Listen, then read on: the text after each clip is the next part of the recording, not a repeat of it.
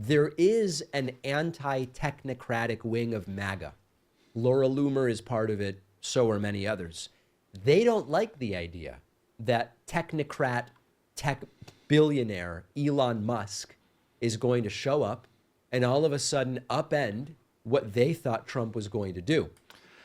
Well, look who we have today. Our favorite slimy, liberal, progressive debater, talk show host, David Pakman, is, for a moment, as they say, a broken clock is right twice a day. For a moment, he is on the anti-Elon Musk bandwagon that's going on over on Twitter right now.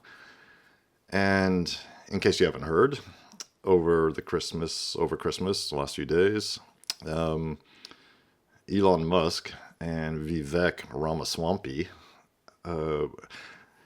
kicked off an enormous, I don't want to say a rude word, let's say they kicked a hornet's nest.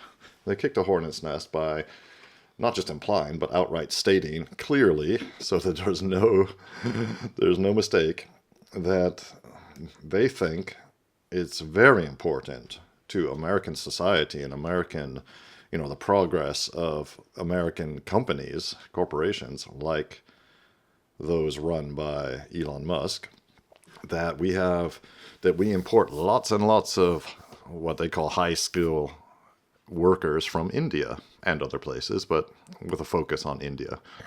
And this triggered a huge controversy over on X, and rightly so, because as many people, including all these MAGA people, said, wait a second, MAGA is about America first. Make America great again, and serving of the American people, doing right by the American people, uplifting the American people, supporting America. And this takes many forms. The obvious ones are don't involve America or Americans in foreign wars that have nothing to do with America.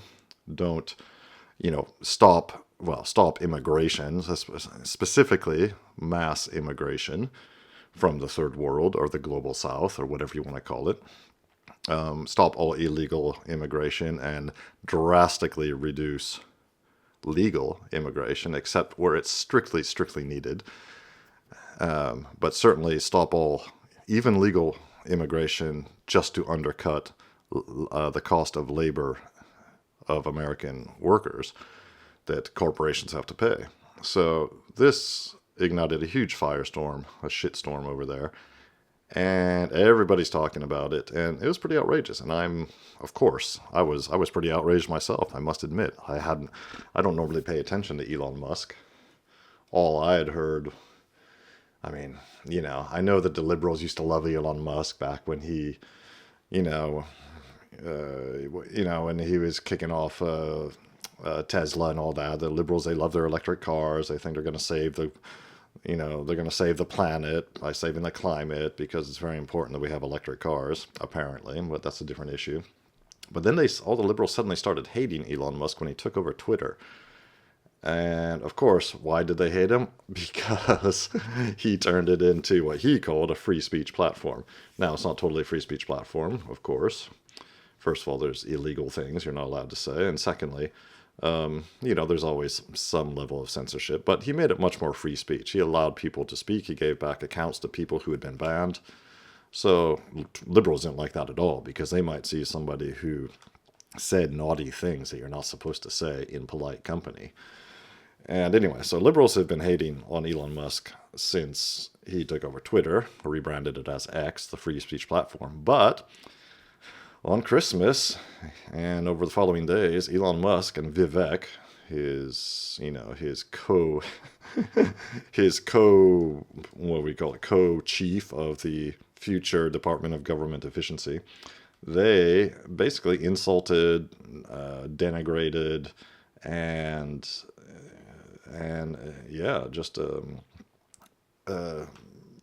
insulted and denigrated Americans and American workers. And they lost an enormous amount of goodwill, an enormous amount of goodwill. So let's get into what David Pakman's saying about this. Elon Musk lost it over MAGA people angry with him that he supports H-1B visas, and he started just banning the hell out of people. Ban, ban, all over Twitter.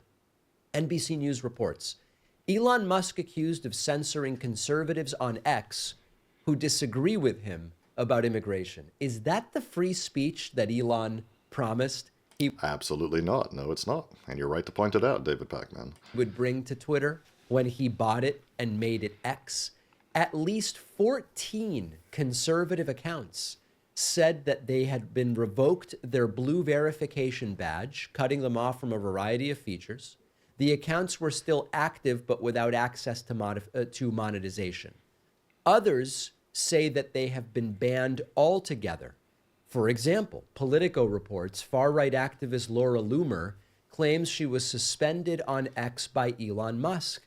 The provocateur said the Republican Party needs to have an honest conversation about big tech influence over MAGA.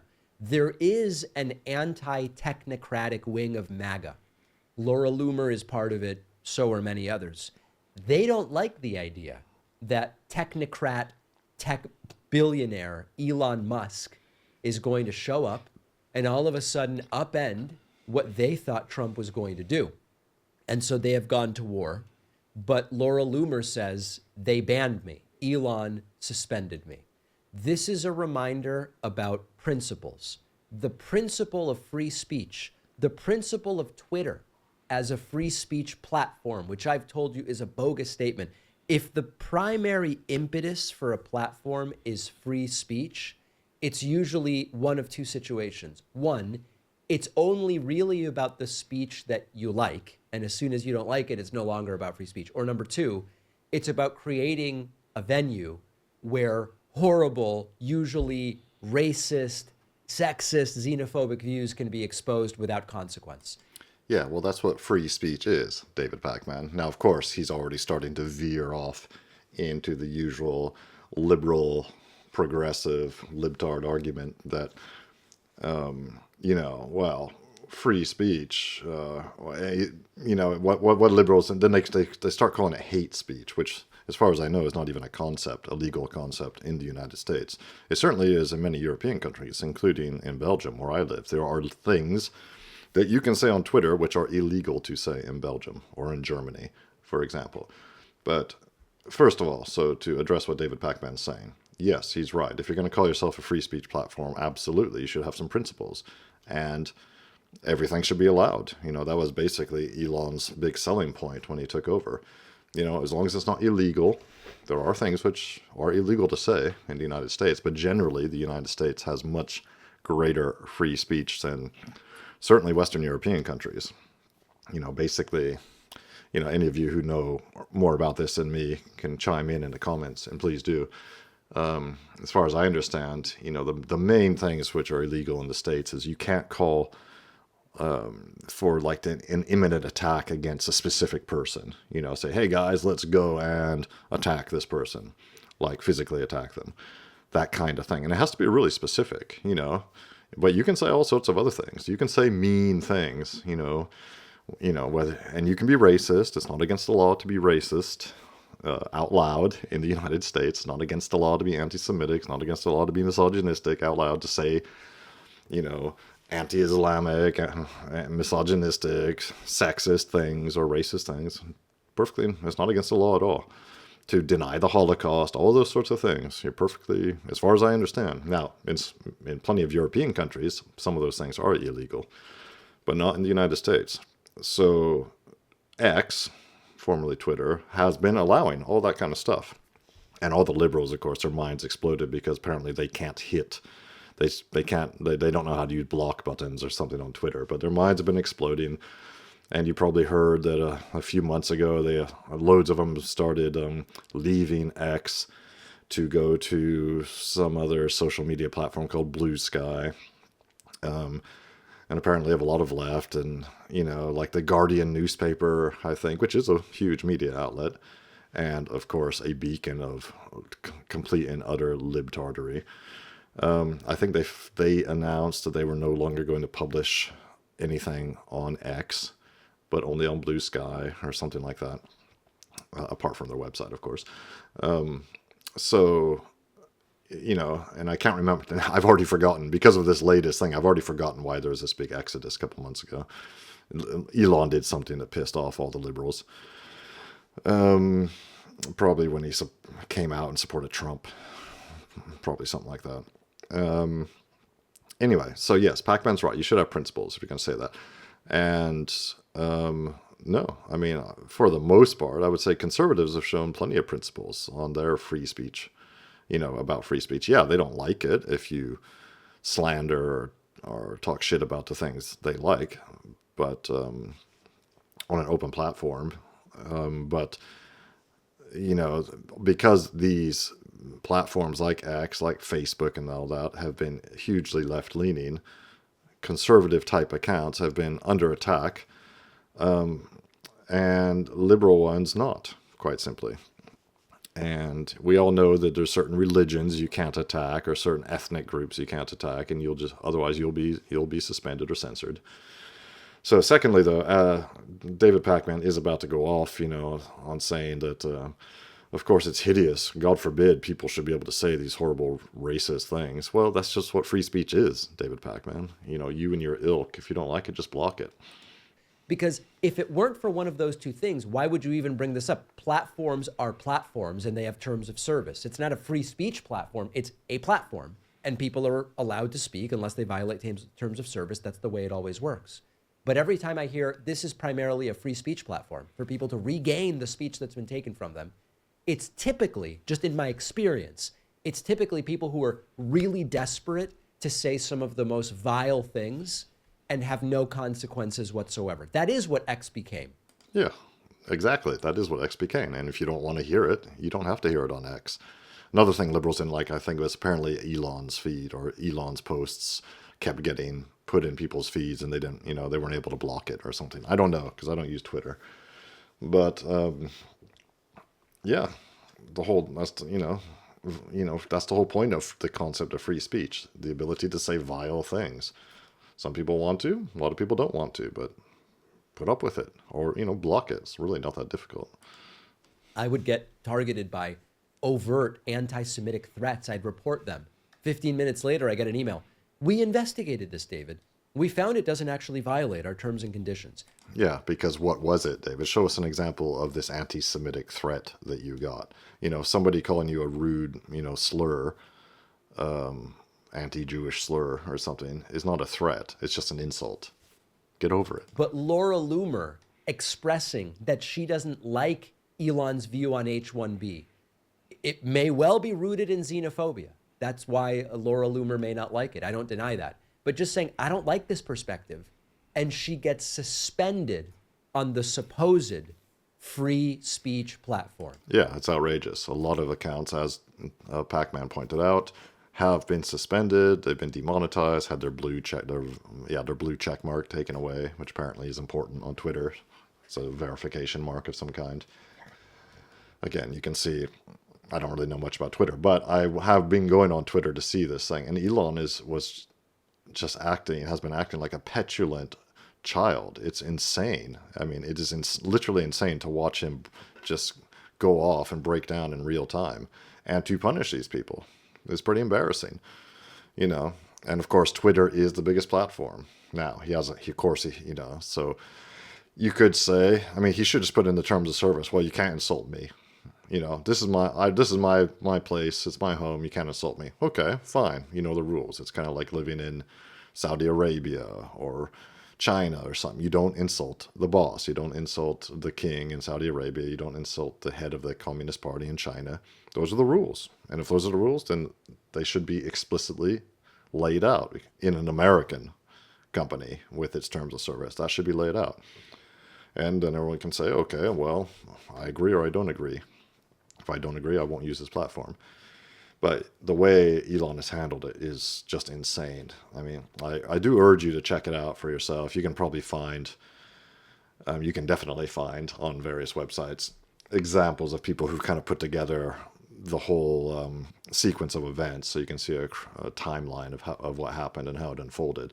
It's just insane to see how he lost his mind.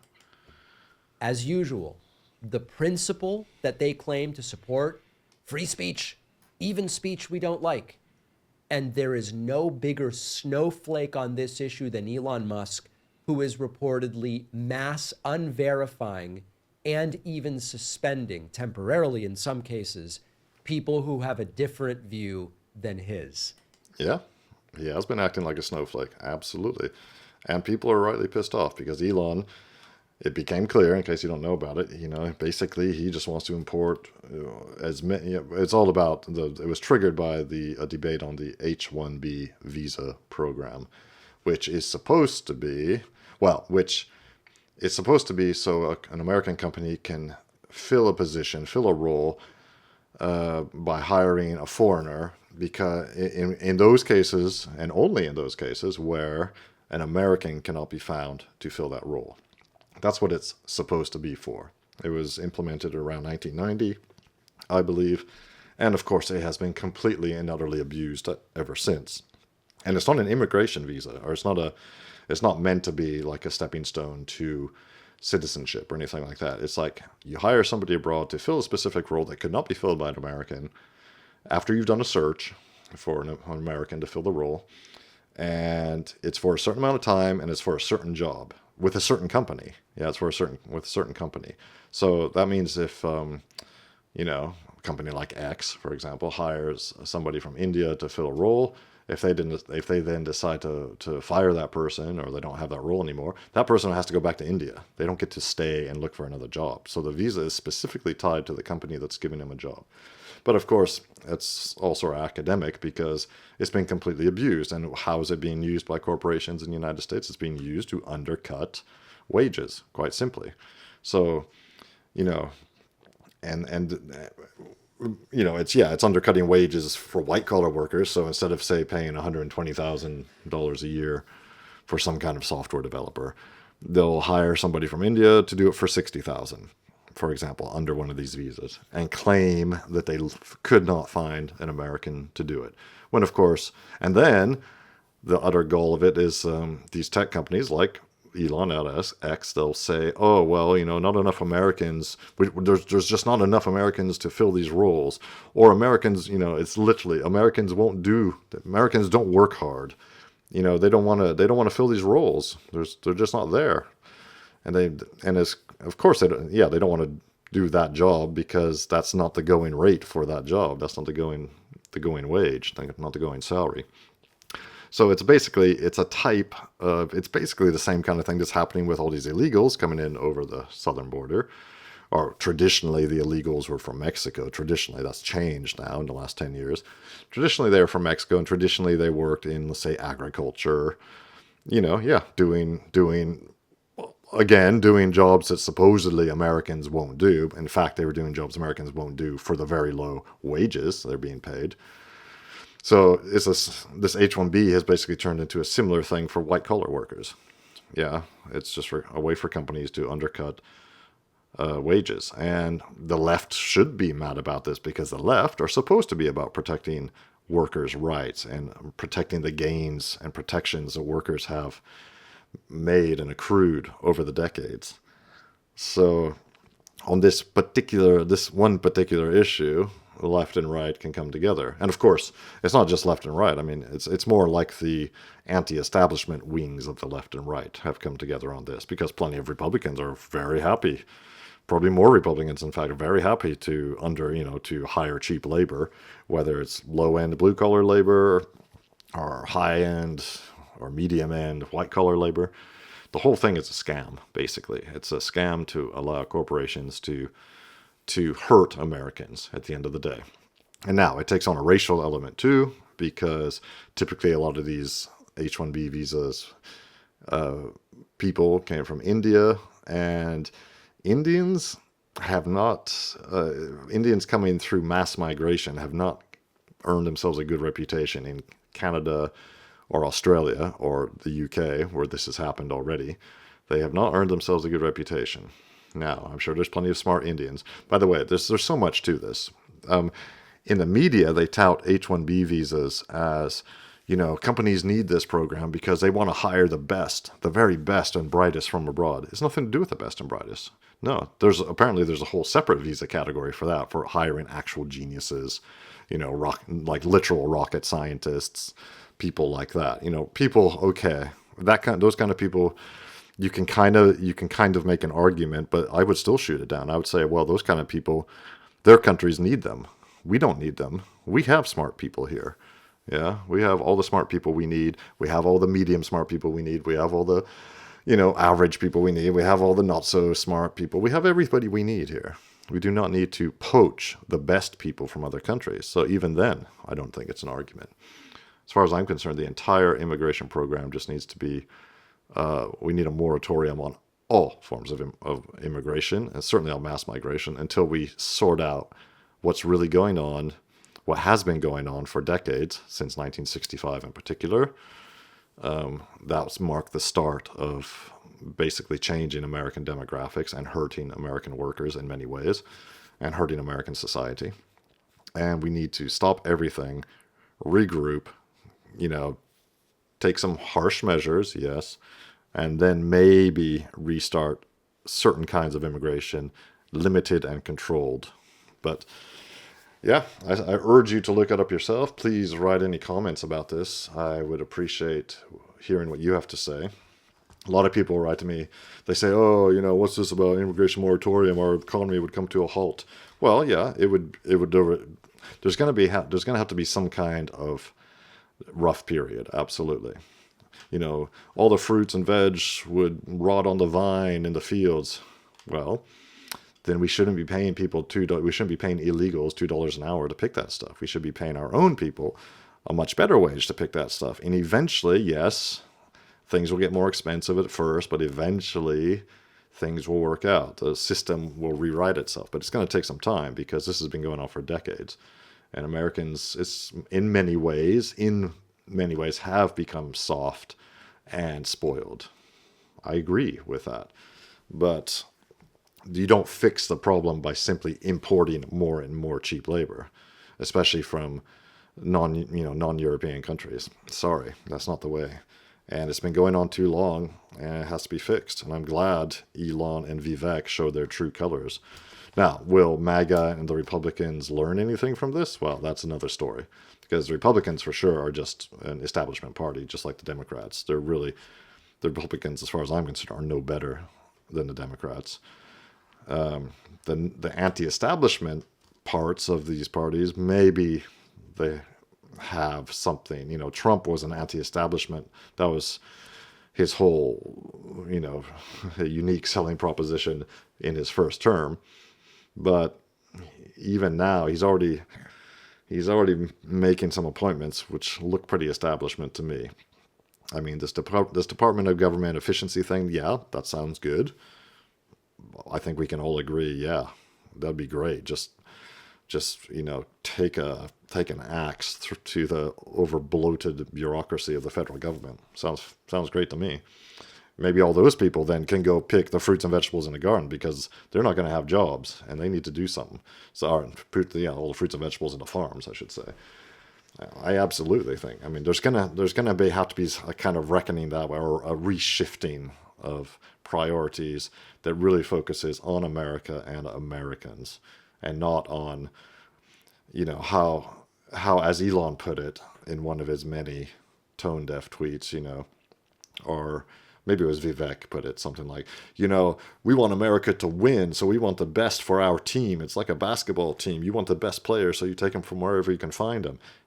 But of course, totally not even understanding that, no, America is not a team that you're looking for the best players for. It is our home.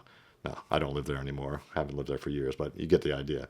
These countries we live in, but the same is going on in Western Europe, by the way.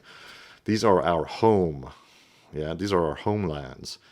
So just having the best team that wins, and of course for them, for these billionaire types, millionaires and billionaires, like Musk and Ramaswamy, winning just means making the most money, which is good for them, but is that actually good for the American people? No, not necessarily.